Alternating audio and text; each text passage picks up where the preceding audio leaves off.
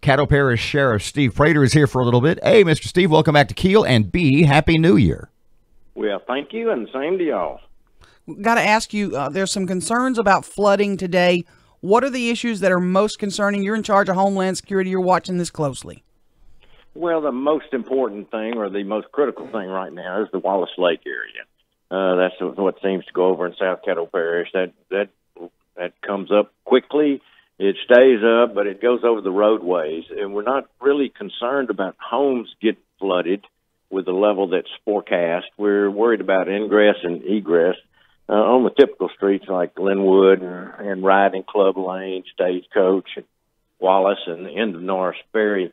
It's the people that live in that area and familiar with that area. They're used to what happens. It's just a real pain to get people in and out of their homes with pets and medicines and things like that. What are you doing as a sheriff's office to help with that and assist? Well, we'll have some high water vehicles. We'll be monitoring the situation. We have John boats, and of course, so many of the folks out there have their own mechanisms whereby they can come and go how they need to. But we'll be doing what we normally do, and just watching it very closely. We got a meeting at 11 this morning with all the 50 or 60 people probably at the EOC Center. Part of that reason is to not only monitor the current situation, but to look at the forecast. National Weather Service will be there about what we expect, not just in the next few days, but in the next few weeks, and see if there's anything we need to worry about. But it's also a chance for the new city administration.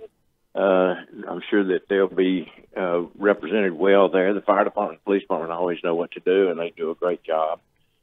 Chief Wolverton is always on top of things, and so we don't have any problems there. The Caddo Public Works and the City Public Works, so everybody knows what they're doing. Mm-hmm. But we need to. This is a good time to get in the room and look at each other. Yeah. Mr. Steve, just to clarify, what's the situation right now? We've got today rain, more rain tomorrow, sunny for the weekend, but more rain expected early next week. Is anybody isolated, cut off? What's the current status out that way? Well, currently currently we're okay. People are able to come and go, but we look for that to change just any time now as Cypress continues to back up into Wallace Lake and so forth. So it's going to cause problems, and it's going to cause them probably. We'll know more at 10 when the National Weather Service briefs us for our 11 o'clock meeting. We'll know more then, but it's going to get worse before it gets better, and it's going to start getting worse, this afternoon. Sandbags, are they available at this point for residents in that area? Yes, they're available. I'm not sure about the city schedule. We'll be releasing something shortly after the meeting. The parish has had them available for, I believe, all week. We've been having prisoners that have been shuttled back and forth doing sandbagging, filling sandbags. And so we've been preparing with that. Caddo Parish Public Works and Tim Weaver, they're on top of all of that for the Parish of Caddo.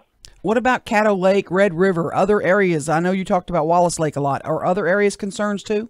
Yeah, Caddo is right on the verge of I guess you'd call it minor flood stage or minor flooding, which, the people there, like I say, they're familiar with what that means and at what level, but it's not expected at this point. From the information I have, it's not expected to give us major problems there. Red River, of course, it's 28, and we know that 30 is the flood stage there that begins to really give us problems. It's backing up now, mm-hmm. And of course, when Red River backs up, then 12 Mile Bayou backs up, and then Caddo, and so it causes just real problems. And we're seeing this.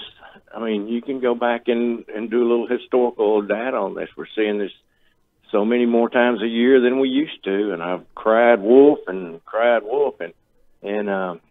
we just need to be prepared as a community. Pardon me, Steve. You just made an interesting point. You said, "I've cried wolf." What did you mean by that? In the sense that you've been telling people what, and who's been ignoring what you've been telling them? Well, it's a governmental problem to address this, but it's a community problem also. Ever since 2015, when the flood levels were misdiagnosed so badly by the National Weather Service, Corps of Engineers, whoever was in charge of that. Ever since then, we have realized, and they have realized, that the Red River has silted in. There is less space for water to go in the Red, therefore it's going to just go out of the banks and flood things. And it's doing that on a regular basis, and every time it floods, it even gets worse. And the water is backed up from urbanization, from the lock and dam, and from silting in. And so anytime you slow the water down, the silt falls to the bottom.